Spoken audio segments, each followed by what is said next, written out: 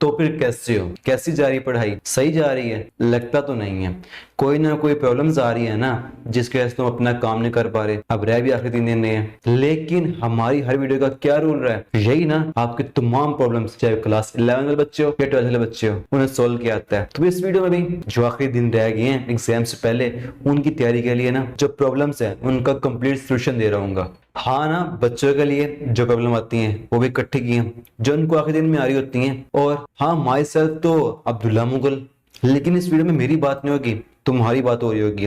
अब टाइम कम रह गया, जो तमाम प्रॉब्लम है उनको एक एक करके फटाफट से एक्सप्लेन करते हैं और उनका सोल्यूशन देते हैं। यहाँ पर सबसे पहली प्रॉब्लम क्या आती है, सिलेबस कंप्लीट नहीं होता। क्यों नहीं होता? किसने करना है? तुमने करना है ना। बड़ा ख्वाब है, तुमने देखा था ना, मैं उस गोल तक पहुंचूंगा, वो करूंगा।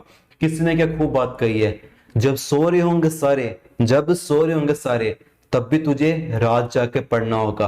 बड़ा ख्वाब तूने देखा है, तूने देखा है, इसे सच में तुझे साबित करना होगा। कैसे करना है? जारी बात है, बातें तो बहुत होगी, टेक्निक्स होती है ना कुछ जिनको फॉलो करना होता है, तो मैं इस वीडियो में उन्हीं की बात कर रहा हूँ। यहाँ पे बेसिकली 2 बातें होंगी। नंबर 1, तुमने क्या करना है, और फिर तुम्हारे एग्जाम की तैयारी के लिए मेरी टीम ने क्या क्या किया है, ये बात हो जाएगी। और दूसरी बात आती है टाइम टेबल, टाइम मैनेजमेंट। किस चीज के टाइम मैनेज की बात हो रही है? अब आखिरी दिन जो रह गए हैं, 11 बच्चे हो या 12 बच्चे हो, यहाँ पर आखिरी दिन में टाइम कैसे मैनेज करें, क्योंकि इसके बाद तो मौका नहीं मिलेगा। ठीक है, और फिर यकीन, कॉन्फिडेंस, खुद एतमादी कैसे पैदा होगी? तो सुबह सुबह प्लान बनाया, उसको फॉलो ही नहीं करना, फिर कैसे होगी? लेकिन असल आते हैं मेन रोड पर।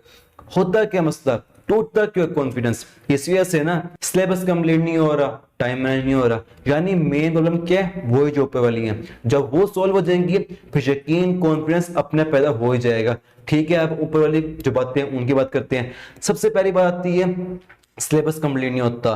तो यहां पर सिलेबस कंप्लीट करने का ना बात है कि तुमने ये करना है, मेन चीज ये करनी है कि जो बच्चे किसी स्केड्यूल को पहले फॉलो कर रहे हैं, मतलब किसी एकेडमी में फिजिकल ऑनलाइन हो, जैसे हमारे बच्चे फॉलो कर रहे हैं, तो उनके लिए तो वही है। अगर तो उसे पहले फॉलो करते रहे, अब भी उसे फॉलो करते रहे, वो उसे काम मुकम्मल करवा देगा।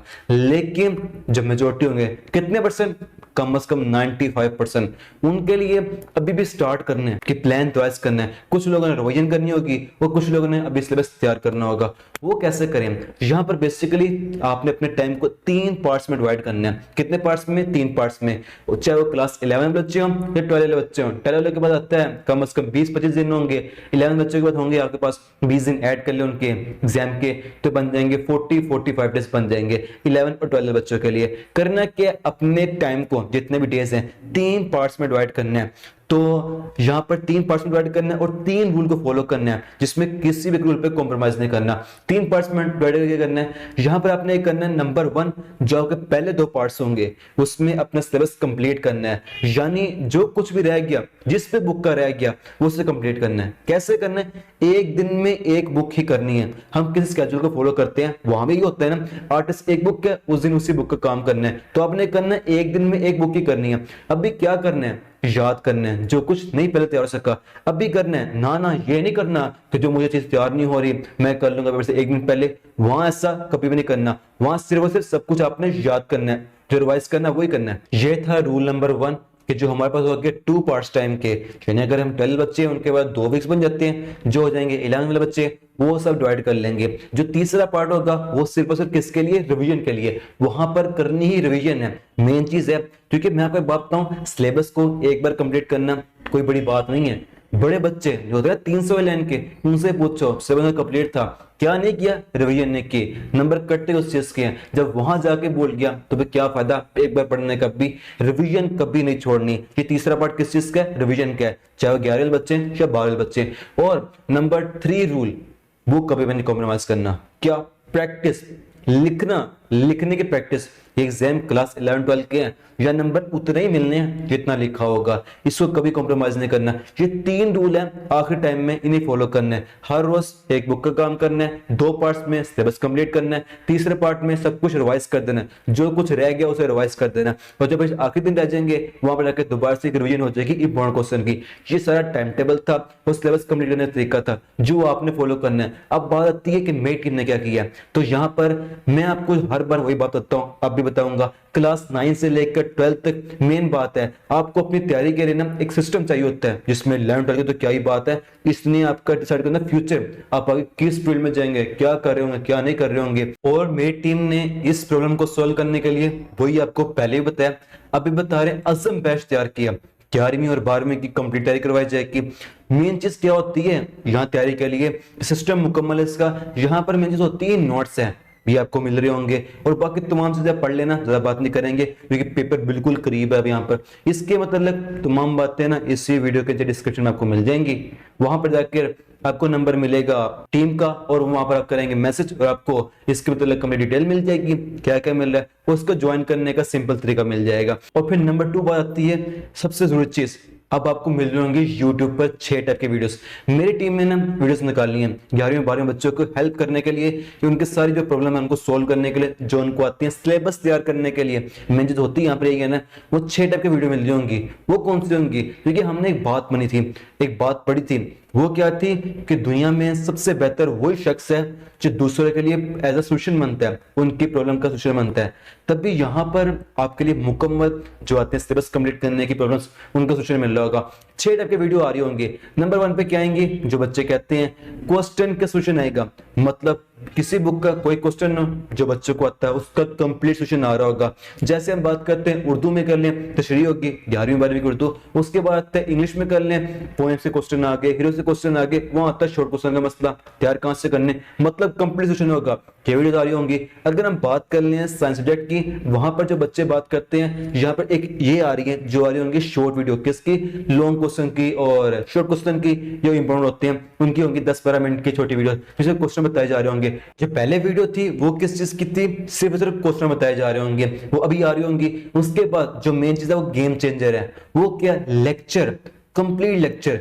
किस किस बुक के होंगे मैं आपको बता देता हूँ। मेन चीज आ रही होगी लेक्चर, हमारे पास 4 बुक के तो फाइनल है जो आपको मिलने ही मिलने हैं, बाकी 3 बुक के आपने बताने हैं, अगर चाहिए जो कमेंट में लिखना चाहिए। 4 बुक कौन सी हैं? वो आती हैं फिजिक्स, यहाँ पे लेक्चर किसके होंगे? उसके न्यूमेरिकल मेन प्रॉब्लम होती है ना, तो उसके शॉर्ट क्वेश्चन वो भी एक्सेस वाले, क्योंकि एक्सेस क्वेश्चन आपने करने होते हैं 22 क्वेश्चन, उसमें से आते हैं 15-17 आने ही होते हैं एक्सेस के शॉर्ट क्वेश्चन, और कभी कभी ये 22 तक पहुंच जाते हैं। यानी मेन क्वेश्चन जो मेन पार्ट का वो हाई शॉर्ट क्वेश्चन है, उसका कंप्लीट लेक्चर होगा, जहां पर लेक्चर में कंप्लीट सोल्यूशन होगा शॉर्ट क्वेश्चन का। उसके बाद ये थी फिजिक्स का।